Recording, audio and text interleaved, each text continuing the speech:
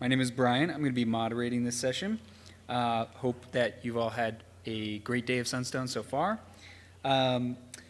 So let me read off the page here. Welcome to the 2021 Sunstone Symposium, Session 362, Joining a Church You've Never Been to.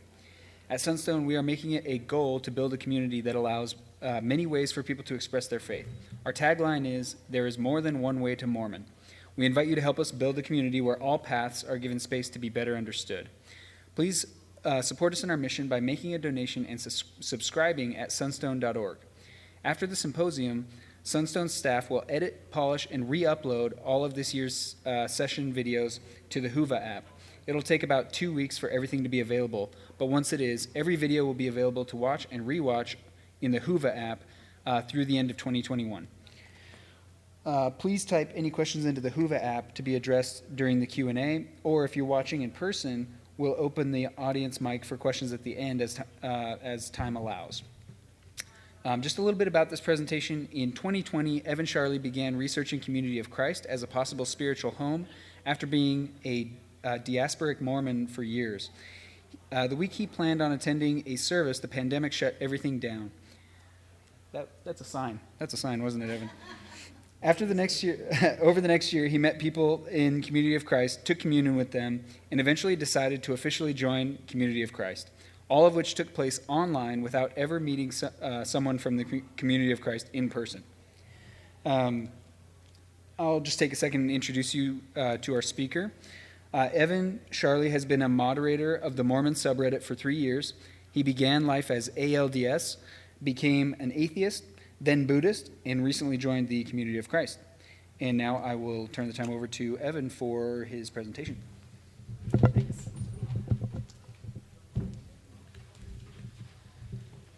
Traditional conversion stories tend to start with you meeting someone from the church in person, you attending their services in their church house, and then being baptized and confirmed in that church house.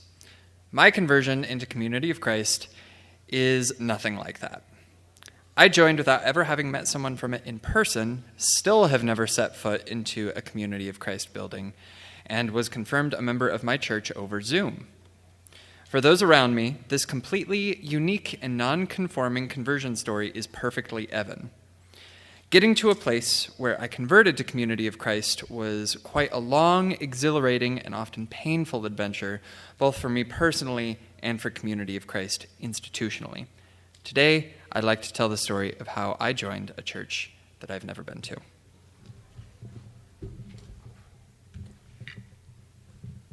I grew up LDS in Boise. I attended church every Sunday as a kid, but it was always nearly a negative experience for me because I didn't fit in with my peers and found the lessons boring and repetitive. All of this came to a head when I had just finished my sophomore year in high school. I just didn't see the value of still attending seminary or church if I wasn't getting anything out of it. Over the summer, before my junior year, I was convinced to give seminary one more try. The seminary teacher was charismatic, made the Doctrine and Covenants fun and interesting, and answered any and all of the questions that I had, and I made sure to have at least one every time I saw him. I decided to stick with seminary.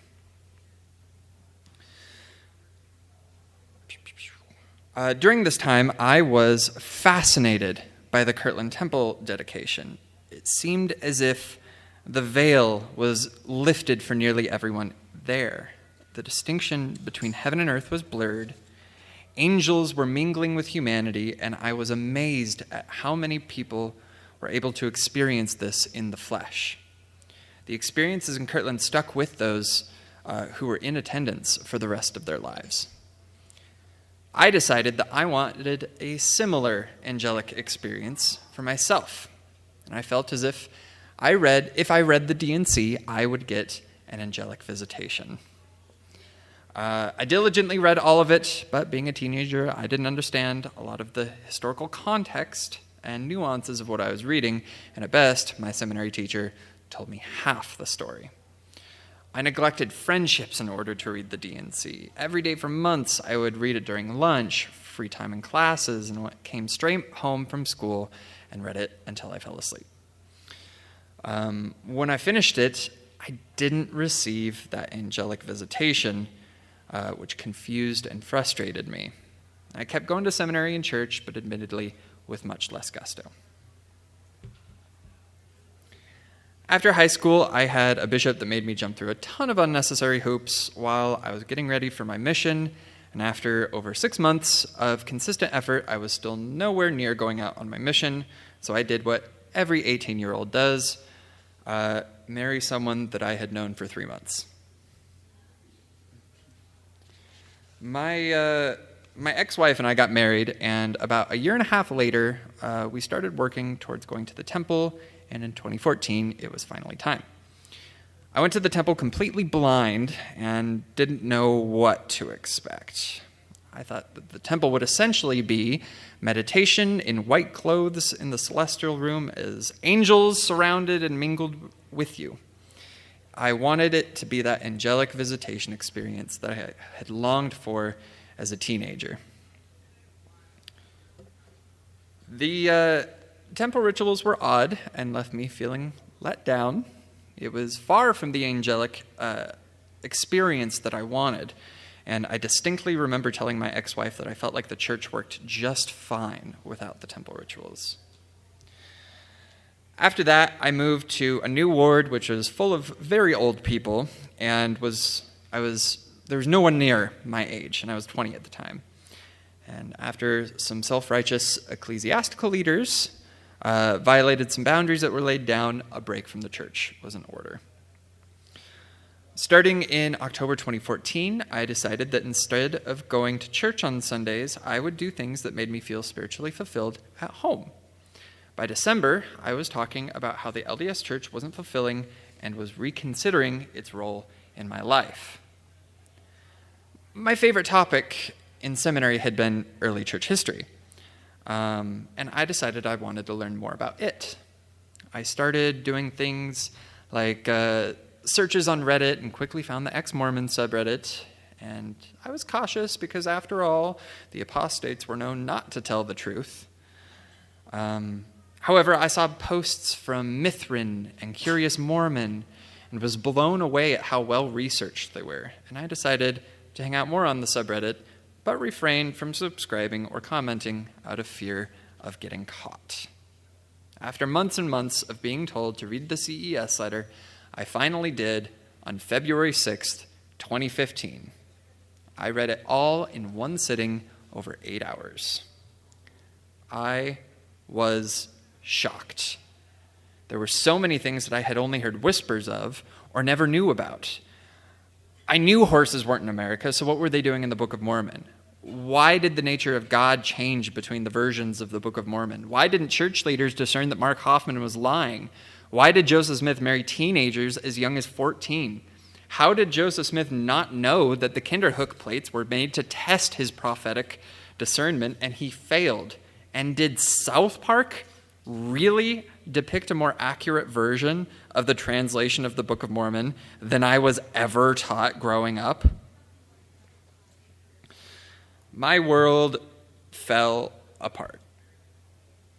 I felt betrayed. I felt angry, numb, and panicked that I had never learned any of this, even when I had asked my seminary teacher hundreds of questions about those topics and had hundreds of Sunday classes where I could have learned it. I ended up telling my family that I no longer believed in the LDS Church for a couple of months later. They said they still love me, which was a relief because we were and still are a very tight-knit family. But my parents said that they didn't want me to talk about it or for me to talk to my siblings about it. I decided that I wouldn't talk directly about the stuff I was learning, but things near it. For example, I taught my family about the successionist crisis and how there were different branches of the Restoration, which no one knew about. And I guess some of those history lessons resonated because I have a sibling in attendance today. During this period, I felt like a fundamental reevaluation of my existence was justified. One of the first things I reevaluated was my sexuality. That's a bisexual flag right there, if you can't tell. As a teenager, I occasionally joked about kissing dudes who I just thought were really cool, but secretly told myself that I likely would have kissed them if they also wanted to kiss me. And it hit me one week when I was 22 that I think boys and girls are cute, and that I am, in fact, bisexual. Another thing I reevaluated quickly was my relationship with mind-altering substances. I tried cannabis, and it was a life-changingly positive experience for me. Time felt more malleable. I wasn't temporarily crushed by overwhelming depression anymore, and I was able to appreciate little things like glittering snow or a really good cup of water. And another aspect I needed to reevaluate was community. The ex-Mormon subreddit was great at the time because I got to know dozens of people who were going through similar things as me. However, I needed in-person support. And after looking around, I was able to find some ex-Mormon groups in Boise, which had weekly coffee meetups, holiday parties, and we shared milestones together. The people that I met there became some really great friends for me. And this is my friend Kelly, who I met in the ex-Mormon group right after I asked him to be a groomsman at my wedding. This was the first period of my life where I felt like I could give myself the space to explore who I am, and when I did, I discovered quite a lot. After I left the LDS Church, I called myself an atheist. An old, bearded, white guy in the sky just didn't make any sense to me. After a year, I found that atheism was not spiritually fulfilling and was terrible at creating meaningful communities. I decided to start looking into decent spiritual alternatives. I wrote out a list of requirements that I needed and set out. I ended up stumbling upon Noah Rashetta's Secular Buddhism podcast. Noah is a fellow ex-Mormon who was able to explain Eastern thought for my very, very Western mind. And Buddhism helped me be more mindful about my life, taught me how to meditate, and helped me get through a very necessary divorce. I decided to commit to consistent studying of Buddhism by taking the same ministry course that Noah did, and for nearly 2 years, I read books, wrote essays, and gave weekly presentations on what I was learning. I learned to let go of the spiritual concepts that no longer served me and focused on what helped me grow. While I was studying Buddhism, I found studies in other areas, namely entheogens, which are the spiritual use of psychedelics. My first real experience with entheogens was a life-changing experience. When I looked at the stars, I could see how some were brighter and others were dimmer, almost as if I could tell which ones were closer and which ones were farther.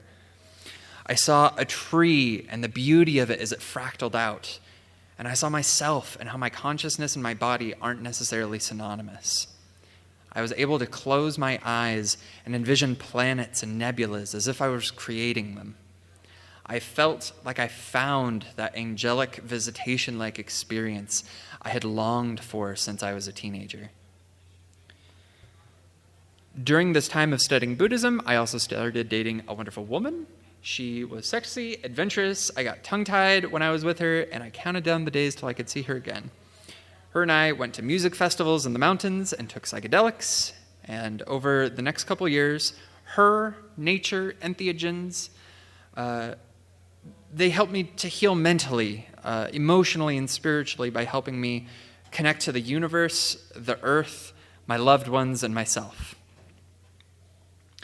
After I completed my Buddhist ministry course, I looked into what I wanted to study next. I floated around for a while and felt a little aimless, and so again, I decided I wanted to learn more about Mormon history and listen to Bryce Blankenagle's podcast, Naked Mormonism. I was intrigued by the title of one of his episodes, Smith Entheogen Theory. I Googled it and found that entheogen was the spiritual use of psychedelics. This podcast talked about the possible link between Joseph Smith Jr. and psilocybin mushrooms. And when I started the episode, I didn't think much of the theory, but it ended up changing the course of my life. It talked about how there's a possibility that psychedelics played a role at the Kirtland Temple dedication. It seemingly explained how psychedelics filled the Kirtland experience that I was looking for. It felt like my present spirituality and my spiritual heritage suddenly just merged. I needed to do some more research regarding those Kirtland experiences, so I ended up reading some of the firsthand accounts. Everything from the length of time, the burst of energy, the indescribable feelings, the insomnia, the tapering late-night experiences all seemed to mirror psychedelics too closely in my mind for dismissal. And this theory led me to wonder if there was a place where I could express my spiritual heritage in a healthy way. I decided to write out a list of things I would need from a healthy spiritual community. Chief among the list was acceptance of non-literal interpretation of Scripture, the ordination of women, queer acceptance, and public temple worship. An acquaintance ended up recommending I research Community of Christ. I had formed my opinion of Community of Christ within the first 6 months of me leaving the LDS Church and had never revised that opinion. And so I decided to look into it a little bit more. And I was surprised at just how well Community of Christ met the requirements that I laid out and met others that I didn't even know I needed.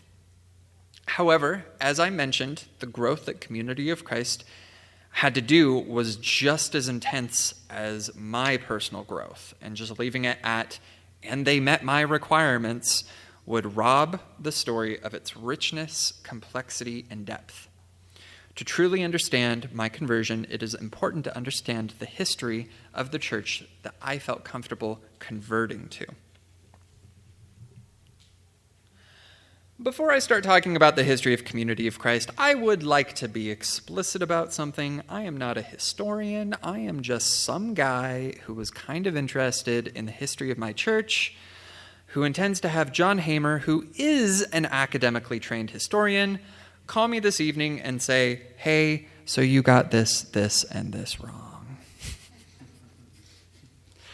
I'd also like to explain what Community of Christ's conference is before we dive in. While we do get together and have sermons and stuff, a lot of the focus is on decision-making. It's almost like a legislative session. Our congregations send delegates to vote on resolutions, church policy, budgets, and priesthood callings, and even doctrine. A conference and its delegates are considered the most authoritative body in the church. I will be talking about Community of Christ history in 5 parts. These topics are really interconnected, so I'll try to only focus on one topic at a time. The topics I'll cover are the requirements that I laid out, which are the acceptance of non-literal interpretation of Scripture, the ordination of women, queer acceptance, public temple worship, and then a 5th one that I didn't know I needed was the ability to join online, so Community of Christ in cyberspace. The church traditionally had a very literal outlook on things. The Book of Mormon was a literal translation of ancient records. Zion would literally be built in Jackson County, Missouri, and Joseph Smith Jr. literally restored Christ's church. And that's all fine and dandy, but Apostle Charles D. Neff had an interesting theory. We were imposing our American cultural biases onto other cultures. As an apostle, he worked a lot in countries in Asia, and when he spent time in Japan, this theory seemed to be proven correct. In 1965, a minister wrote to Neff and said, "Frankly speaking, Christians here in Japan and Okinawa are losing their game." Japanese people knew as much about Christianity as American people knew about Shinto or Buddhism, and that is to say, very little. So when we started talking about the Book of Mormon, Zion in Missouri and the Restoration, it didn't make sense because those were uniquely American. Neff wrote in the Saints Herald, the church's long-running magazine, he wrote an article which was entitled, "What Shall We Teach?" He called for a re-examination of church curriculum and advocated for a more universal Christian focus through the lens of local cultures. This necessitated focusing more on the Bible and less on Restoration distinctives. And this was a controversial decision for some, but it was more or less acceptable because the emphasis was still on Christ and the Bible.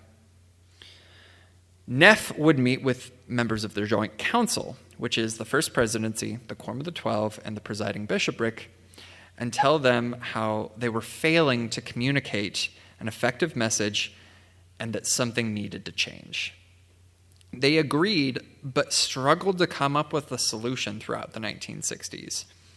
And eventually surveys were sent out among those who worked with people in the field, and the Joint Council found that there seemed to be confusion regarding church doctrine and that there was a desire to have it clarified. And in 1966, the Joint Council agreed that the first two steps would be a statement on objectives for the church and continuing theological and historical education. The statement on objectives for the church was developed quickly and was a relatively straightforward 5-point list. Clarify the theology of the church and unify the church membership in their faith, deepen the effectiveness of worship within the church, develop world church concepts and procedures in evangelism and administration, decentralize the administration of the church, and interpret Zionic concept for our day in world terms, and aggressively pursue the implementation of Zionic development. The Joint Council also needed a continuing theological and historical education, which was quite the task. It took some time to figure out who would be giving the lessons, and ultimately, the Joint Council decided to hire professors from the Methodist-sponsored St. Paul School of Theology in Kansas City, and in March 1967, the continuing education commenced. The education covered topics like the translation of the Book of Mormon, the nature of Zion, and the validity of the claim of being Christ's one true church. The church leaders got to know these professors quite well and became quite friendly with each other. One day at the end of the lesson, they were talking, and Professor W. Paul Jones asked Prophet President W. Wallace Smith a question which had enormous implications. If our mutual studies of Christianity and the RLDS Church were to discover that there was a discrepancy between what Jesus taught and what Joseph Smith taught, which would you accept? Those in the room knew the gravity of what the professor had just asked, and the room fell completely silent as everyone stared at the prophet, awaiting an answer. And Wallace's answer was simply, "We would go with Jesus." This answer would prove to lay the groundwork for what the church would focus on more and more in the coming decades: Christ. The distinctives like the Book of Mormon, Zion in Missouri, and the Restoration would still be important to us, but they would be secondary to Christ. After these lessons, it became clear that the church's Sunday school curriculum was woefully out of date and often inaccurate. And instead of updating the old one, it was decided to throw it out and have the Department of Religious Education start from scratch. 2 committees were formed to help make this a reality, the first being the Basic Working Committee, which served as liaisons to the church's leaders, and the second was the Curriculum Consultation Committee, which I'll abbreviate to CCC. The CCC was representative of the widely varying beliefs of the church's membership and acted as a sounding board and a method to gauge reactions to this new curriculum. The head of the Department of Religious Education, Don Landon, proposed a collection of essays be written which spoke rather bluntly about the topics for the CCC to talk about and for things that he thought the new curriculum should touch on. These essays were called the discussion papers. And to say that they were controversial is an understatement. To illustrate just how controversial These essays were, let's focus on one of the papers called The Value of the Book of Mormon, which covered topics like the story of its origin changing, the lack of archaeological evidence, the reflection of 19th century religious concerns and ideologies, portions of Isaiah being quoted before those portions of Isaiah were even written, and the text fundamentally changing Christology and anachronisms. Then, the conclusion of this essay called for acceptance of openly non-literal views of the Book of Mormon. I myself discovered all of these issues regarding the book's historicity for the first time when I read the CES letter, which immediately launched me into a faith and existential crisis. These essays, which were commissioned by the RLDS Church, represented a similar powder keg. The goal with the new curriculum was to talk about these things in such a way that it would be a gentle move to a new understanding. Unfortunately, what ended up happening was these essays were leaked by members of the CCC. The church tried its best to do damage control and help people understand what the purpose of the essays were, but it proved to be a genie that couldn't be put back into the bottle. Some, especially younger generations, were relieved at the theological progress that was being made. Others, however, were quite outraged. Some people engaged in apologetics to fight back against these essays, while others accused the church of being in apostasy. In the coming years, the church produced many resources. Some sought to orient the restoration within the greater Christian world, create interdenominational friendships, and gain valuable insights from Christians outside of the church, all of which signaled a shift away from the policy of near theological isolationism. Other resources studied the church's history, scriptures, and leaders without the tradition and dogma attached to them. All of this, again, received mixed reviews. Theologically liberal folks were fascinated and relieved at the freedom to explore our heritage. The decentralization of administration created a marketplace of beliefs, which in turn allowed for worship to be more effective and spiritually fulfilling. We were free to breathe new life into our tradition by exploring what Scripture meant to us if it didn't also need to double as a history book. We were free to explore what Zion meant to us if it wasn't tied to a specific geography. We were free to explore what the restoration's place is in the greater Christian story. For these people, the objectives that the Joint Council laid out were being achieved, and the church was growing theologically. However, the church's most conservative were also quite outraged at this direction. Many started labeling themselves restorationists, designated certain congregations as conservative ones, banned liberal resources from those congregations, marginalized those who didn't fit their mold, largely saw the church in being in a state of semi-apostasy, and the most extreme went as far as to harass those who were creating the new resources. The World Conferences of 1972, 74, and 76, and multiple D&C sections sought to achieve unity and diversity among the church, but this theologically liberal and conservative divide didn't really close, and in fact, reached a boiling point in the 1980s. Community of Christ's journey, which led to the ordination of women, is a beautiful yet painful experience. Talking about this topic for this presentation has been intimidating because I don't feel like I have the proper time or the knowledge to tell this part of our history with any sort of real justice. I will give a brief overview, but if you're interested in this topic, I urge you to listen to some of the episodes on the Project Zion podcast, which do a far better job at telling the history than I could. That being said, let's go over the topic. The 1960s was a time where we began to deconstruct our relationship to our theological concepts and cultural biases. Along with things like what we just discussed, we also began to question why women weren't able to have a larger role in Sunday services and congregational life in general. At this point, ministry was essentially exclusively reserved for priesthood. The World Conference of 1970 was the first time where women being ordained to the priesthood was openly discussed. At the time, the resolution was not well received, but the fact that this was talked about publicly could not be undone. It was clear that ordaining women to the priesthood was on people's radar.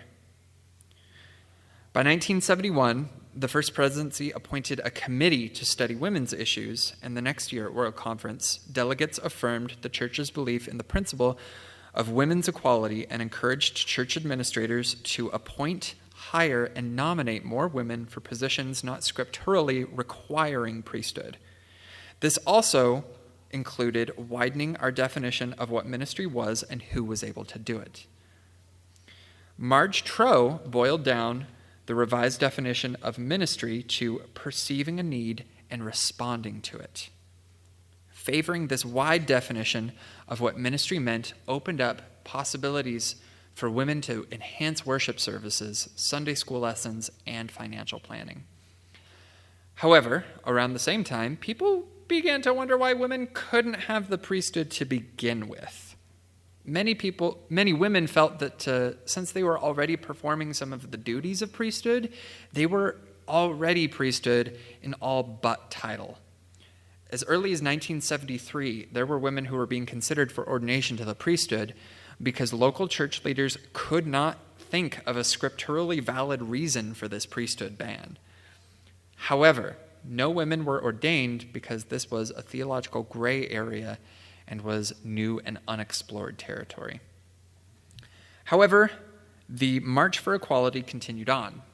Women like Barbara Howard, who was the Saints Herald assistant editor, got the general church talking about discrimination both outside and inside the church. Women like Marge Troe got church leaders talking behind the scenes.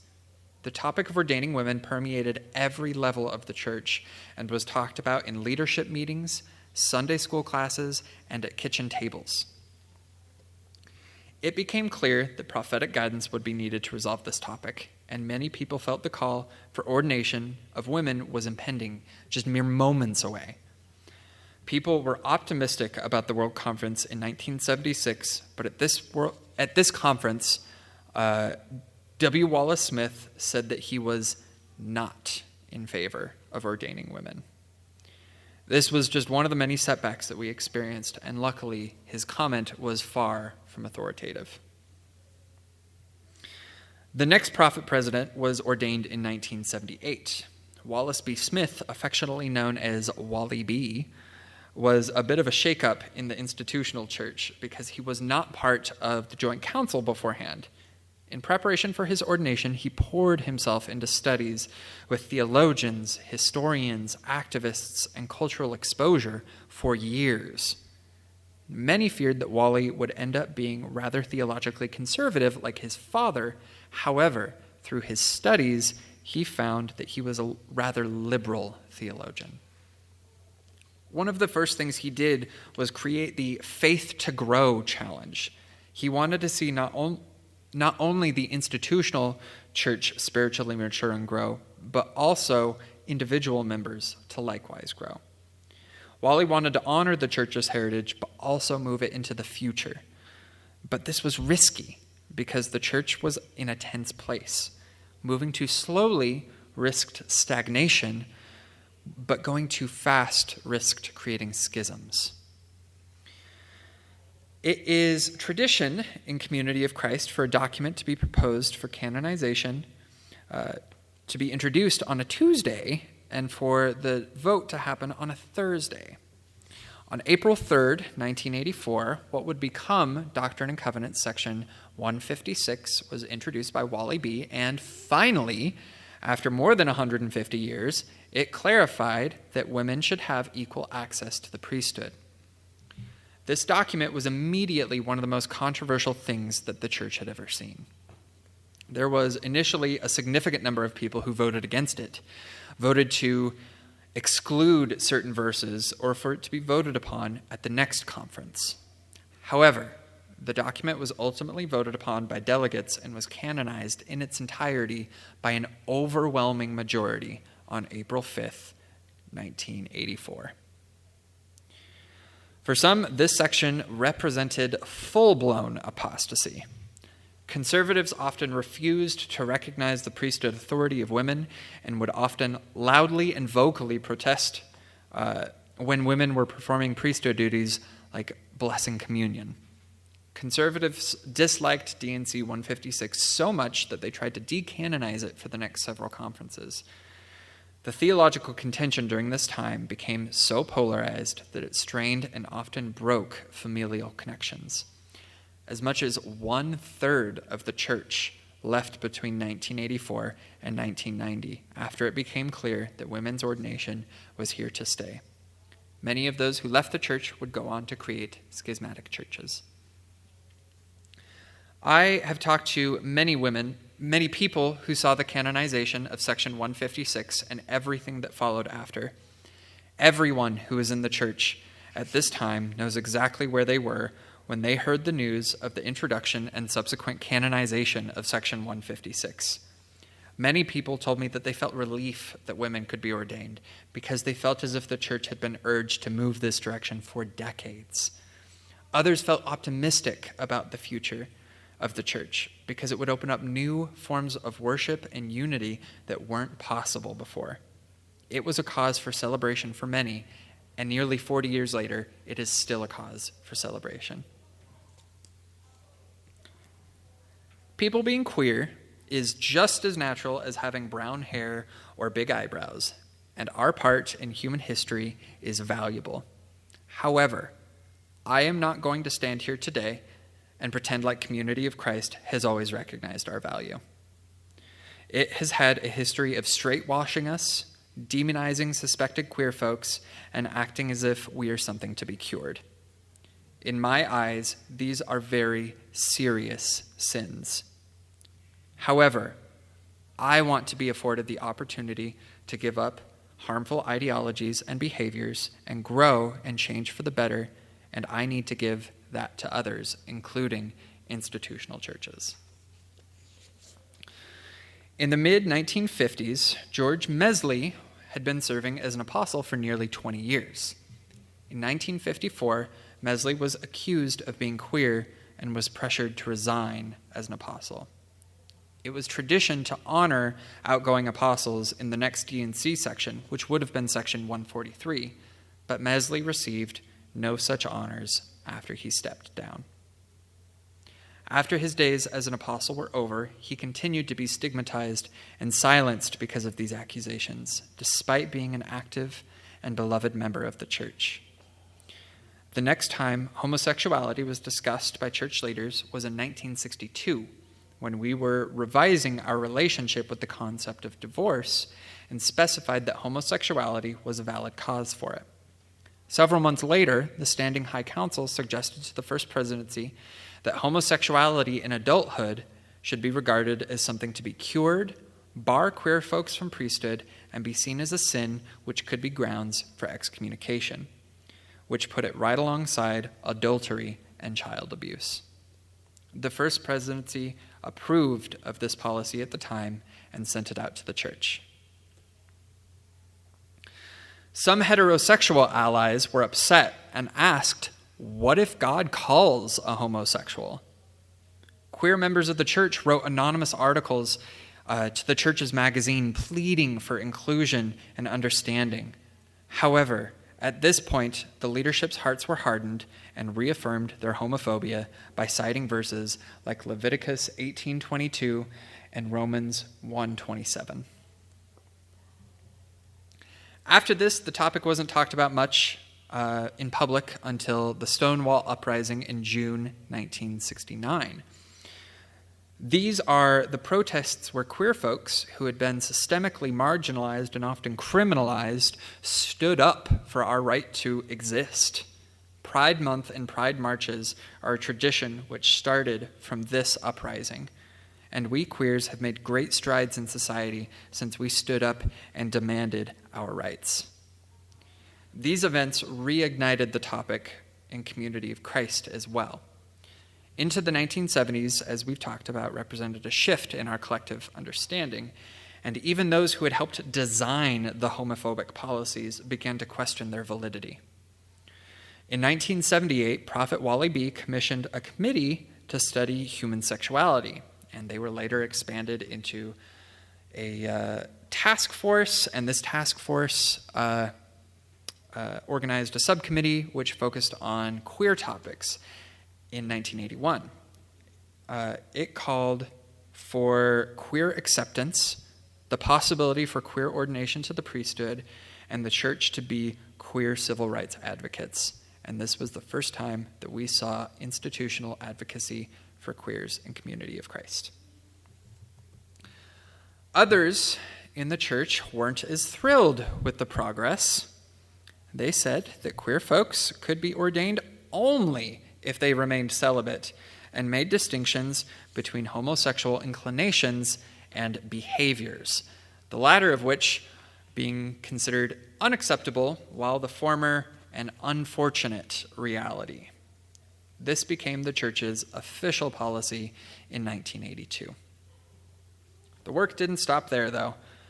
The Gay and Lesbian Alliance, GALA, built community within Community of Christ for queer folks. It sponsored retreats and often served as liaisons for these issues among church leaders. Its successor organization, Harmony, continues to serve this purpose today. In 1992, a resolution was brought forward by Gwendolyn Hawks Blue and Curtis Filer, which would supersede the 1982 policy. It stated that prejudice based on many things, including sexual orientation, undermines the personal and spiritual development of both the abused and the abuser, and that as a people of faith, we have a responsibility to resist that hate and fear and instead seek unity in diversity. After a discussion, this resolution was passed unanimously. The months that followed brought a wave of discussion regarding queer acceptance. Some felt like the church was on the right course and that God summons us to free ourselves from antiquated laws and concepts, while others clung to more traditionally homophobic perspectives and felt like the church should explore conversion therapy as an official stance. The First Presidency continued to desire further light and knowledge, so in 1995, the Human Sexuality Task Force was reinvigorated and added queer representation to it, which is the first time that we were able to openly represent ourselves. At the 1998 World Conference, we gave a report of some of our findings, and we did a powerful exercise. The delegates were asked to stand if they loved someone, like a family member or friend, if they were queer. About half of the delegates stood up. This experience is referred to as the outing for the church. The entire church was able to see us and recognize that we are loved ones in the church. Unfortunately, in 2002, the prophet would clarify that the discriminatory 1982 policy was still in effect. And this was devastating because we had thought that W. Grant McMurray was an ally and was pushing for greater inclusion. It became clear that this was a divisive topic and marriage equality was quickly coming over the horizon. People were worried that this divisiveness would lead to further schisms like what we saw in the 1980s. Instead, we learned from our past and worked to create understanding and unity. The president-elect of GALA, David Howard, worked to provide advocacy and education for not only the general church membership, but also the new church leadership, including the current prophet, Stephen Veazey, in 2008. It became clear that the church needed to have real discussions about what we were going to do moving forward. We had learned from when we lifted the priesthood ban on women that this was something that the entire church needed to explicitly talk about for multiple years. The 2010 World Conference would prove to be a historic one, as there were 21 resolutions that were presented from around the world regarding queer folks. One of the biggest questions was how to be inclusive and celebratory in some countries while also protecting members whose nation's laws were rabidly homophobic. While Wallace B. Smith introduced his controversial D&C section just days before the vote occurred, Steve Vesey took a different approach with his section, which would become section 164. Vesey published this section twice before World Conference so people could get a sense of what direction was coming and they could have time to ponder on it. D&C 164 was canonized into Scripture on April 14th, 2020, and among other things, this section advocated for unity and diversity and tolerance of different gender identities and sexual orientations. It clarified that God ultimately is concerned about behaviors and relationships that uphold the worth and giftedness of all people and that protect the most vulnerable. God is more concerned with that than what genders people are in a relationship. This section also created a new theological innovation, national conferences. Each nation would now be permitted to determine for themselves if it was safe for them to permit things like the ordination of queer folks, as well as solemnize our marriages. For many, this scripture was canonized too late, and some of us chose to continue our journey elsewhere. Curtis Feiler, who helped pass the resolution in 1992, is one of those people. And Community of Christ has to bear the shame of the fact that we alienated our queer family and friends, and that we must work to heal the wounds that we inflicted. For others, the fight for equality is not over yet. Currently, to qualify for priesthood, you must either be married to your partner or not live with them. If you cohabitate with your partner before marriage, you may have your priesthood silenced or removed. This is a policy that does not understand queer life experiences. American queers only gained our federal right to marriage a little over 6 years ago. Our relationship with the sacrament of marriage is new and complicated, and this policy does not accommodate for our lived experiences. Many queer folks and their allies are now working to let go of this policy at our next conference in 2023. While Community of Christ is not perfect, I am able to openly be bisexual, and I feel seen, and I feel accepted, and I feel loved for who I am within my spiritual community. And that is a wonderful and rare thing for me.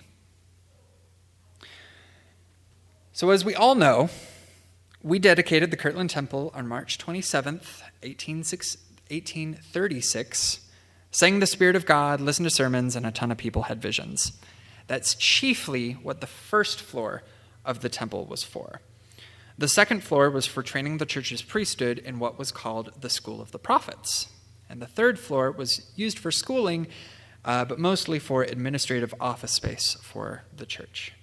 At this time, the Nauvoo-era rituals like baptism for the dead, washing and anointings, endowments, and sealings were either not fully developed or not even conceived of yet, so the Kirtland Temple made no accommodations for these rituals. What many people are less familiar with is what happened to the Kirtland Temple after. After the Kirtland Safety Society anti-banking scandal happened, where many people lost their life savings, and there was an understandably deep schism in the church. Joseph Smith Jr., who was a part of the scandal and received a lot of the blame, ended up leaving Ohio for Missouri. The Kirtland Temple at that time was more or less forgotten about. I won't go into why, but eventually Missouri wasn't the place for us either, so many of us went to Nauvoo, where we built the Nauvoo Temple. This was the temple which accommodated the rituals that many associate with the temple today in the LDS tradition.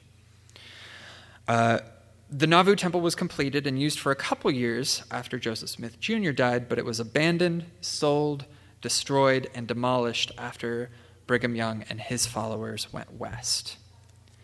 Meanwhile, the Kirtland Temple had shifted hands between various offshoots, and it was unclear who owned it at this point.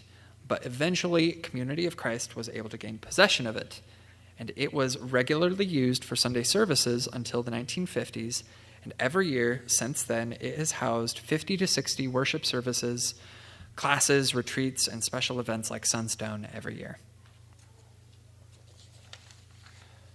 Community of Christ also acquired a lot of land, which Joseph Smith Jr. had designated for the temples in Independence, Missouri. This is kind of a diagram of what the temple lot was supposed to look like. We believed that one day we would build a temple on the temple lot, just as Joseph Smith Jr. prophesied. This was a core part of our early understanding of what Zion is, and we dreamed of one day building a temple there. Then, years later, on April 1st, 1968, Prophet W. Wallace Smith introduced what would become D&Z 149, which said that it was time to start working to make that dream a reality. Many people didn't know what temple worship would look like, especially in light of our history in Nauvoo. The question of what the purpose of the temple was such a burning one that President Smith would give a second document, which would become D&Z 149A. This document clarified that the temple would not have any secret ordinances, and the purpose of the temple was yet to be revealed. Further guidance came to the first presidency in June of that same year. The temple would not serve as a retreat from the world, make accommodations for Nauvoo-era rituals, or serve as a sign of divine favoritism. Instead, it would serve as a center for education, a place to ask difficult but necessary questions, and be a symbol for the church's mission. The article also went on to say that if the temple fell short of that goal, it would be better for us not to build the temple at all. We as the church saved as much money as we could to fund the temple as we eagerly looked forward to seeing this dream become reality. Further guidance came in 1984 with D&C 156, which said that the temple would be dedicated to the pursuit of peace, and its function was for education, reconciliation, and healing the spirit. By the late 1980s, it was realistically time to start building the temple, and the sorrow and pessimism from the schism from women's ordination was being replaced by excitement and optimism for the future. Inside the temple, there would be a dimly lit hallway for walking meditation called the Worshipper's Path, which symbolized the darkness of man's understanding. The path led to the main sanctuary, which was brilliantly lit up and featured a 180-foot ceiling under the tall spiral steeple on the exterior. The temple was also designed with a 150-seat chapel, classrooms for training priesthood, a library, an archive which housed our historical artifacts, a museum, a lecture hall, a Japanese peace garden, and our administrative offices. Most notable during this time was a new tradition and ritual which was started on December 3rd, 1993, called a daily prayer for peace. This is a service which is held every day at the temple at 1 p.m. We gather in silence, are called to prayer by the sound of a bell or chime, light a candle to signal the formal beginning of the service, and read a couple of scripture verses, give the prayer for peace, sing a hymn, and have a short meditation, and then a closing message. The actual prayer for peace is focused on a country or people from around the world, and today's prayer is for Mexico. Everything in both our houses of the Lord are freely accessed by members and non-members alike. That alone met my requirements. However, Community of Christ has gone above and beyond and made the temple a testament to our love of Christ and our commitment to emulate the love that he displayed during his ministry and strive to achieve world peace. Our world is increasingly becoming digitized. The fact that this is being streamed to people around the world right now is a testament to that fact. Community of Christ has, to me, proven to be a church which grows when more resources become available, and technology has not been the exception. Like a lot of people, my first real exposure to Community of Christ was John Hamer on the Mormon Stories podcast. Hamer has talked about the successionist crisis of 1844, the history of Community of Christ, the 19th century context of the Book of Mormon, and his case for why Community of Christ makes a good home for transitioning Mormons. In a couple of his episodes, he mentioned that his congregation in Toronto, Canada, often does lectures, which turned out to be fascinating and thorough. However, Hamer's lectures were just the tip of the iceberg. The Toronto congregation had been piloting Beyond the Walls, or online church services, since 2017. Beyond the Walls was instrumental in getting communion to be performed over Zoom, which was officially approved in the fall of 2019, prophetically just months before the pandemic started. This, in turn, paved the way for other sacraments like confirmation to be done over video call. Back in 2015, the Project Zion podcast was started by a couple of folks and was largely led by Brittany Mengelson. These guests have included nearly everyone from Community of Christ, including prophets, apostles, historians, theologians, and new converts like me. And we all speak on everything from the Old Testament to church finances to the nature of God. This podcast has been an invaluable resource. It has become an invaluable resource for those who are wanting to learn more about contemporary Community of Christ culture and theology. Both Brittany and John have done great jobs at also developing community. Brittany helped runs the Latter-day Seekers group, which provides a space for people with an LDS background to explore Community of Christ in a way that is more catered to our background. John, as a pastor, has helped pilot online communities which have paved the way for Community of Christ to embrace technology as a theological tool. So, in 2020, Community of Christ is equipped with non-literal interpretations of Scripture, women and queers in the priesthood, marriage equality, public temple worship, has an active online ministry, and the ability for me to join online. This was everything that I needed and then some. It was odd seeing a dream become a reality because it seemed almost too good to be true. Eventually, I sat down with John Hamer, and every worry and doubt that I had about Community of Christ just dissolved. It became crystal clear that Community of Christ would be my spiritual home, and that is the exact moment that I decided that I would join Community of Christ. My confirmation proved to be one of the most meaningful rituals I would engage in, and it was rightfully entitled A Sacred Homecoming.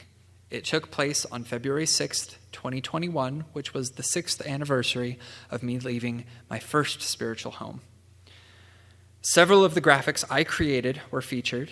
My grandfather and one of my best friends read scripture verses. I picked the hymns, including The Spirit of God, and my friends Brittany Mengelson and John Hamer, who were instrumental in my conversion, performed my confirmation. My story into Community of Christ has been far from normal.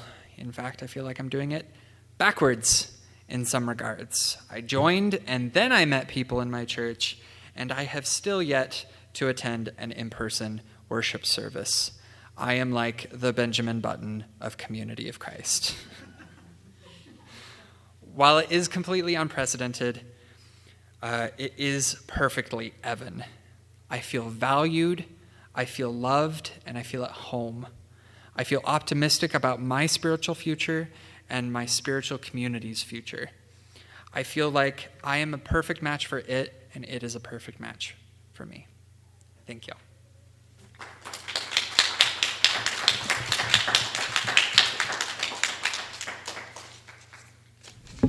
How was Evan, my time there, Brian? Thank you so much. That was great. You were exactly on time. So we don't have time for in-person questions right now. However, if you do have questions, feel free to submit them on the Whova app. And I know that you can look at it later, Evan. And I'll you keep can, an eye on it. Yeah, you can kind of keep tabs and answer questions there. So thank you for coming to this session, and have a great rest of your day at Sunstone. Hey, Sunstone.